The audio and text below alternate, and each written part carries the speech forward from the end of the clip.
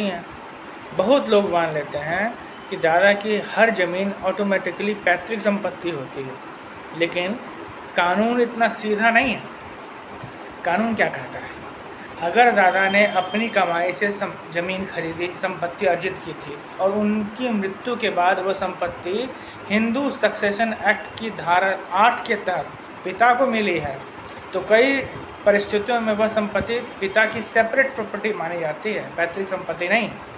ऐसी स्थिति में पोते का जन्म से वारिसाना हक नहीं होता है अपने दादा की संपत्ति पे, अपने आप तो बिल्कुल नहीं होता है। मान लीजिए दादा की मृत्यु 1996 में हुई, पिता अकेले लीगल हेयर कैटेगरी में संपत्ति को लेकर ओनर बन गए। बाद में पिता ने वह संपत्ति बेच दी, तब पोते को पहले यह साबित करना होगा कि प्रॉपर्टी वास्तव में वारिसाना या एंसेस्ट्रल प्रॉपर्टी थी। सुप्रीम कोर्ट ने उत्तम वर्ष सौभाग्य सिंह में सेक्शन 8 में सक्सेशन के बाद प्रॉपर्टी कैरेक्टर पर महत्वपूर्ण बात कही है। प्रॉपर्टी के कैरेक्टर को समझना बहुत ज़रूरी है, इसलिए केवल दादा की ज़मीन बोल देने से हिस्सा साबित नहीं हो जाता। साबित क्या करना पड़ता है?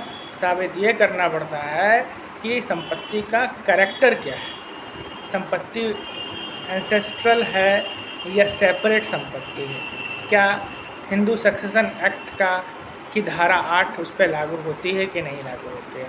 इन सब गंभीर विषयों पे चिंतन करना पड़ता है, समझना पड़ता है, तब जाके कोई भी दूसरी पीढ़ी का माने पोता या पोती उस संपत्ति पे अपना दावा जाहिर कर सकता है। अन्यथा अगर दावा ऐसी संपत्ति पे जाहिर कर दिया जो दादा की संपत्ति पिता को धारा 8 के तहत मिली है, तो उसका नतीजा कुछ होता नहीं है। बिना मतलब का वो एक तरह से तनाव क्रिएट करता है और कानूनन कोई उसका नतीजा निकलता नहीं है। इसीलिए यदि परिवार में दादा पिता की संपत्ति को लेकर विवाद है, तो पहले टाइटल चेन, डेथ क्रोनोलॉजी, जेनोलॉजी और प्रॉपर्टी नेचर की लीगल स्क्रूटनी कराएं। सही डॉक्यूमेंट के बिना पार्टीशन क्लेम कमज़ोर हो सकता है।